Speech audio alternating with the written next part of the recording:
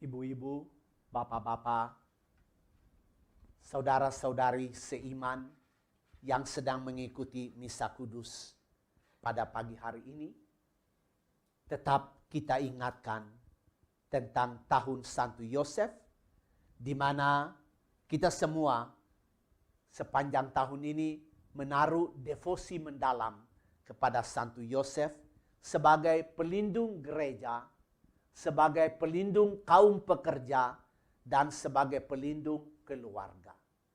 Baiklah, kita ingat dalam doa-doa pribadi kita, mendoakan gereja, mendoakan keluarga kita, dan mendoakan pekerjaan kita dengan pertolongan Santo Yosef.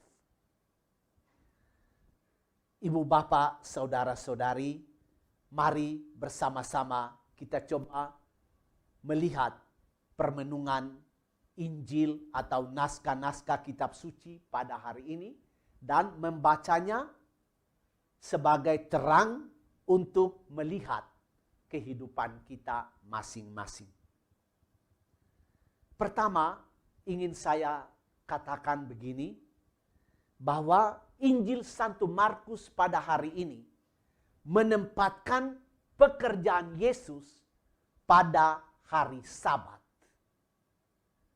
Pada hari Sabat adalah hari di mana orang-orang Yahudi sepanjang hari mendalami Taurat.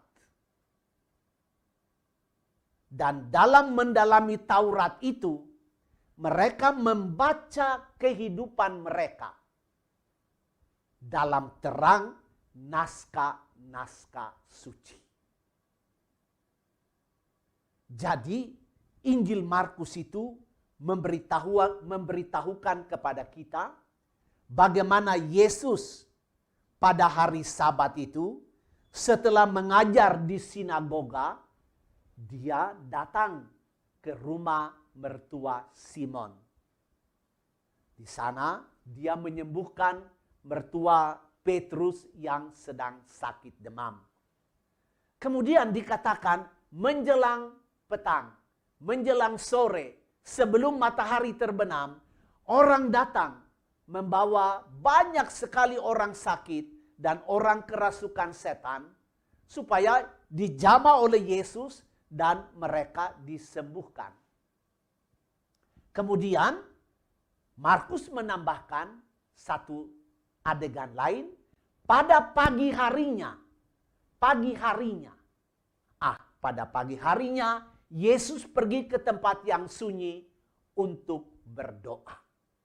Nah, ini adegan siang hari, adegan sore hari, adegan petang, adegan menjelang matahari terbenam, dan pagi keesokan harinya Markus tempatkan dalam Injilnya pada hari ini untuk melukiskan beberapa hal. Bagaimana kehidupan seluruh orang Yahudi dibaca di dalam terang kitab suci, di dalam terang Taurat. Nah, ibu bapak, saudara-saudari seiman,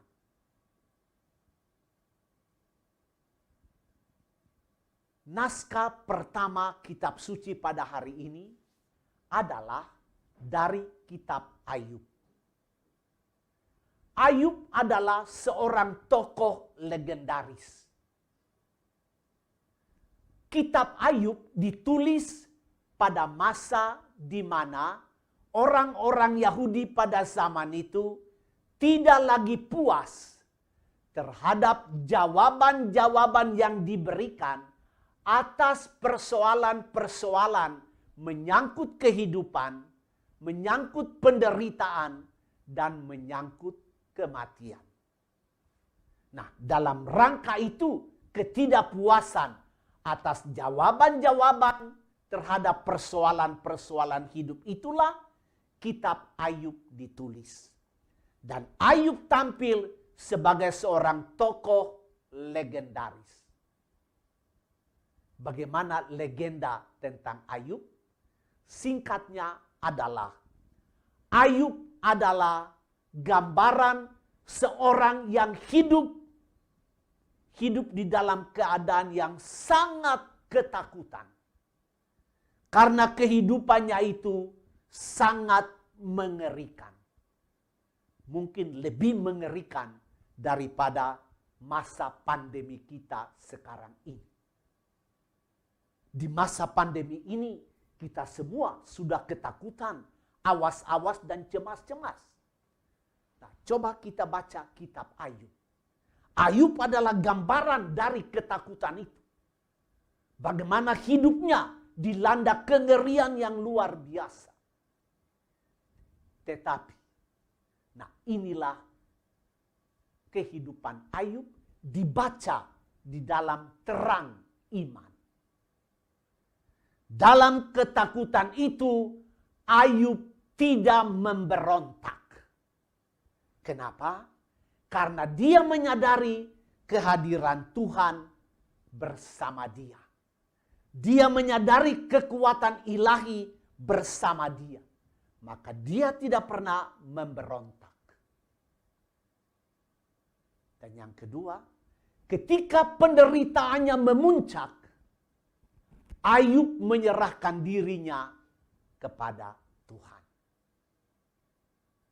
Nah, bagaimana Ayub itu membaca kehidupannya tentang masalah-masalah hidup, masalah penderitaan, dan masalah kematian di dalam terang iman, terang Tuhan, terang Taurat. Santo Paulus dalam bacaan kedua bicara tentang tugas perutusannya. Dan di dalam tugas perutusan itu, Paulus memberi kesaksian dalam beberapa suratnya bagaimana dia mengalami banyak sekali susah, banyak sekali rintangan, banyak sekali hambatan, penderitaan, penganiayaan dengan kapal yang karam. Dan dia berapa kali mau dibunuh, dilempar dengan batu. Paulus memberi kesaksian itu dalam menjalankan karya perutusannya. Paulus dilanda banyak sekali permasalahan. Tetapi dalam Kisah Para Rasul, Paulus memberi kesaksian bahwa aku tidak menghiraukan sedikit pun nyawaku. Aku tidak menghiraukan sedikit pun nyawaku, asal aku dapat menyelesaikan tugas yang Allah percayakan kepadaku, yaitu mewartakan Injil kasih karunia. Paulus memberi kesaksian bahwa beratnya tugas perutusan dia membuat dia harus mencari kekuatan ilahi, harus mencari kekuatan Allah. Dan kekuatan itulah yang membuat dia mampu menyelesaikan tugas perutusannya sekalipun ada banyak masalah, ada banyak rintangan. Dan Yesus pada hari ini diceritakan bahwa begitu banyak orang menunggu dia. Begitu banyak orang datang kepadanya untuk menumpangkan tangan atas mereka, lalu dia menyembuhkan mereka dan dia menyelamatkan mereka dari belenggu roh-roh jahat. Tetapi ibu bapa, Yesus sangat menyadari, dan kesadaran Yesus itu sudah terbukti ketika dia dibimbing oleh Roh datang ke padang gurun berpuasa 40 hari. Di dalam puasa 40 hari itulah dia digoda oleh iblis. Dan Yesus memenangkan penggodaan itu melalui naskah-naskah suci. Ada tertulis, manusia hidup bukan saja dari roti. Ada tertulis, engkau harus menyembah Tuhan Allahmu.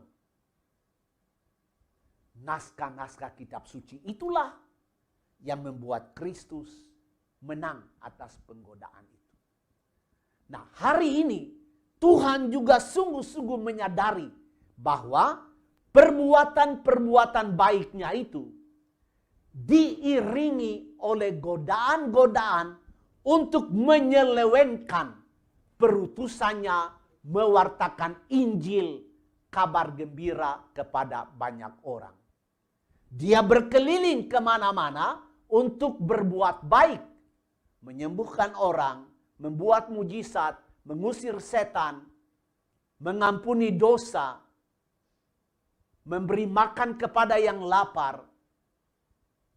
Kristus berjalan berkeliling berbuat baik, tetapi dia sangat menyadari apa yang terjadi di padang gurun ketika dia digoda oleh iblis, itu pun akan terjadi dalam perutusannya. Oleh karena itu, Markus pada hari ini bicara bahwa pagi-pagi buta, Yesus pergi ke tempat yang sunyi untuk berdoa. Apa yang terjadi di sana, Ibu Bapak? Yang terjadi adalah Yesus mencari bimbingan roh. Seperti roh membimbing dia ketika dia berada di padang gurun dan digodai oleh iblis. Pergi ke tempat sunyi artinya Yesus hendak membiarkan dirinya dituntun oleh Roh Kudus. Dia ingin menyerap kekuatan ilahi. Dia ingin lebih menyadari kehadiran ilahi bersama-sama dengan dia.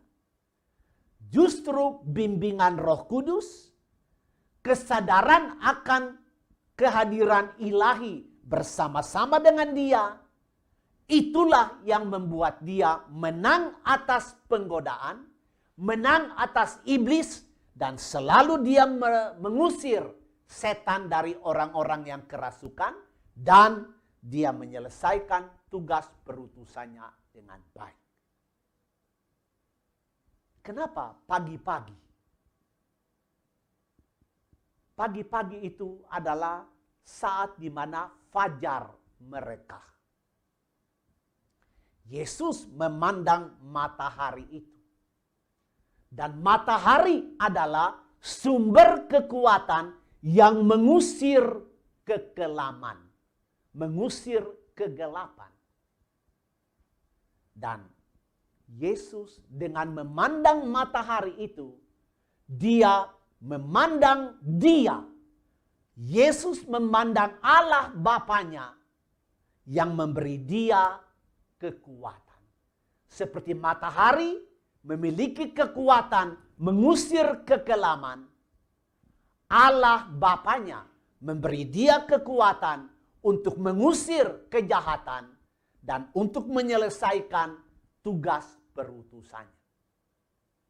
Ibu bapak, saudara-saudari seiman, kitab Ayub membuat kita membaca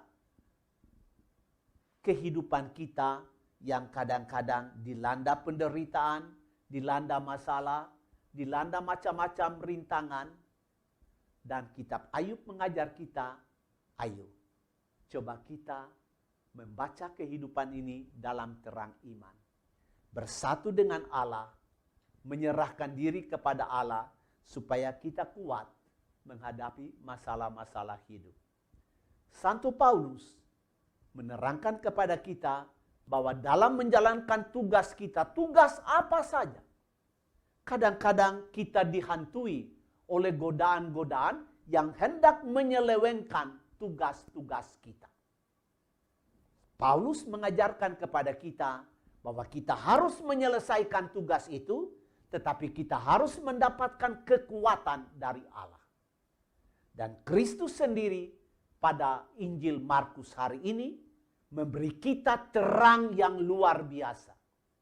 Bagaimana dia yang hampir tidak punya waktu, karena seluruh waktunya dipakai untuk mengajar, untuk memberitakan Injil, memberitakan kerajaan Allah, dan menyembuhkan orang sakit, membuat mujizat-mujizat, hampir tidak punya waktu, dan itu para penginjil memberi kesaksian itu, bahwa murid-murid bersama Yesus hampir tidak punya kesempatan untuk makan dan minum. Karena begitu banyak orang berkumpul. Nah, kesadaran akan tugas inilah yang membuat Yesus mencari bimbingan Roh Kudus dan mencari kekuatan Allah. Mari kita juga mengikuti 3 tokoh besar dalam kitab suci hari ini. Ayub, Paulus, dan terutama Tuhan kita Yesus Kristus. Karena banyak sekali persoalan-persoalan hidup, terutama pada masa pandemi ini, yang sulit sekali kita mendapatkan jawaban. Banyak jawaban membingungkan kita. Banyak jawaban yang kadang-kadang hanya menghibur sesaat, tetapi setelah itu tidak mendatangkan lagi kepuasan. Banyak sekali masalah-masalah yang kita hadapi, dan kita tidak puas dengan jawaban-jawaban yang diberikan. Mari kita belajar dari 3 tokoh ini untuk berserah kepada Tuhan dan memohonkan kekuatan daripadanya supaya kita dapat menghadapi permasalahan hidup kita dengan aman dan nyaman. Amin.